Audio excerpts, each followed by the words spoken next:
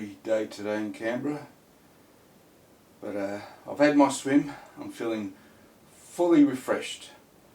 I've got a fun thing to do today. I've just bought my Strymon Iridium. There it is there. And on top of that, I upgraded Cubase to Cubase 11. So I've got a few, or at least two fun things to play around with. Oh, by the way, I mean, most people probably know what the Strymon Iridium is, but at its basic level, it comes with 3 amp settings and 3 cabinets for each amp, giving 9 in total. And what my setup is here, as we go through each setting, I plug in to my Ibanez multi-effects, which is to the left there. So it's got a tiny bit of compression and a tiny bit of tube screamer, really low setting, tones on 5, volume for each of the compressor and tube screamers on 4, and I find that helps keep the volume in check for recording to Cubase, so that works for me. The interesting thing about this old Ibanez multi-effects pedal is it's got its own send and receive effects loop, which is good for what I'm doing here, because I'm not going to be using the amp, my amp at all. In fact, the wonderful thing about the Strymon is the ability to go direct into your audio interface, so that's the thing I'm looking forward to most. So from now on at night time I can record direct into Cubase without keeping the whole household awake, so that's a positive. And also the Strymon can go directly into a PA if you're gigging, doing live gigs, so that's a bonus as well. So this Ibanez multi-effects has its own effects loop, so I go into it, I come out and then go through only a few pedals I'm using, a Boss tuner, which is a must. I've got a Boss Super Overdrive, which I won't use for this, and then I go into a carbon copy at really low, barely perceptible levels, and I will use it. I've decided I wasn't sure whether I should or not, but yeah, I'm going to leave it on, mainly because it's for me ultimately to test these sounds, and I would mostly have it on, and then back into the Ibanez, and then if I'm ever using the chorus, that's the third pedal there, the chorus comes in after the send and receive the effects loop, but I rarely use it. So, and then the output is to my Strymon, then from the Strymon I'm going into my audio interface.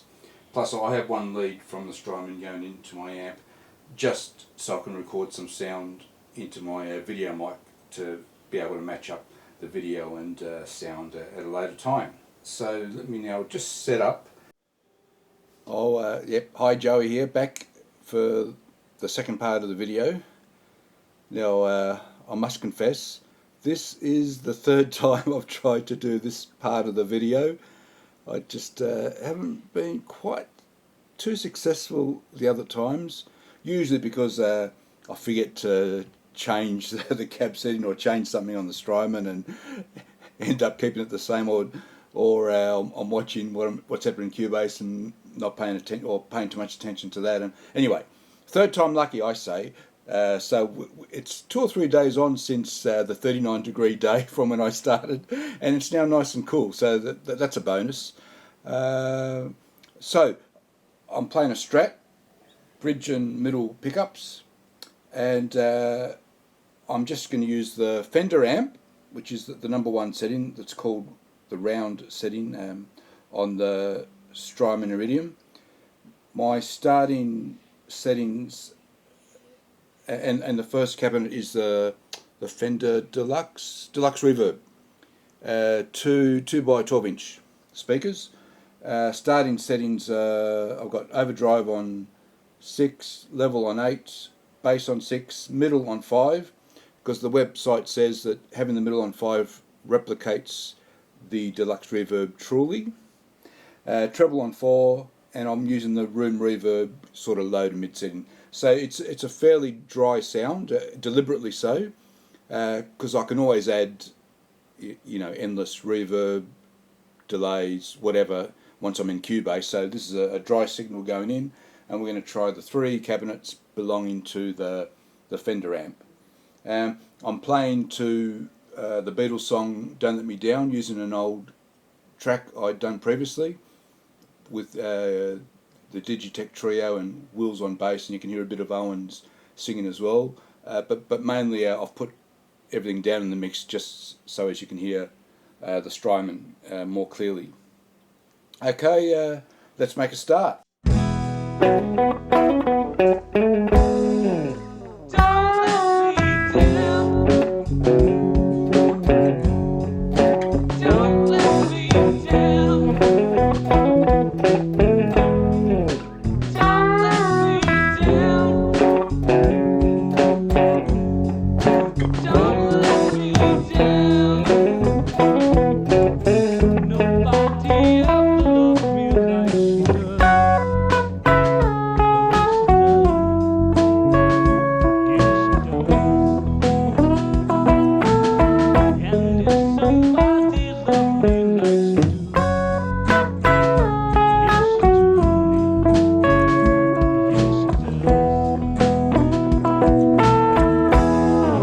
Okay, so we're going to the next cabinet, which is the Blues Junior, and for this one I'm going to bump up the overdrive to 7, I'm going to bump up the middle to 8, and that's going to give us a pretty strong signal. Yeah, so I'm going to reduce the gain on the audio interface by a fair bit, I reckon. Yeah. Okay. Alright. I might have to turn that down the mix in the final edit. Okay, so Blues Junior speaker. Let's have a listen.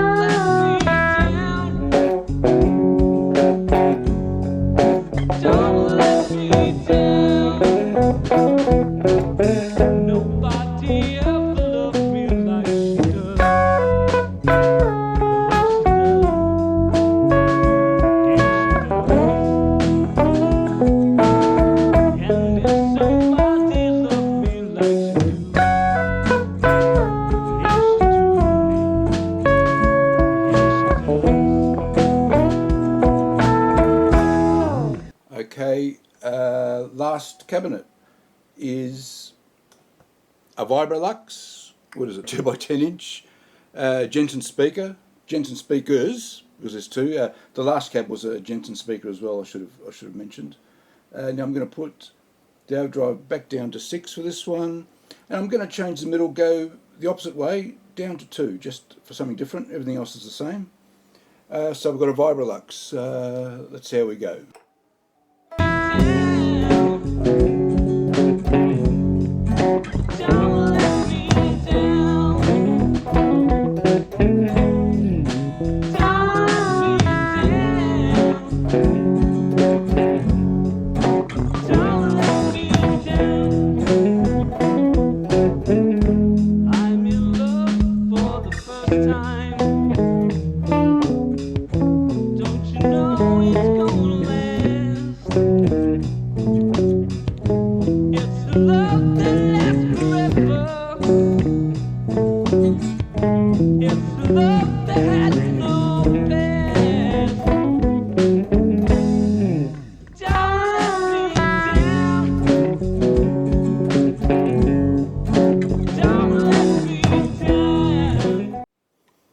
Okay, let's see how that turned out.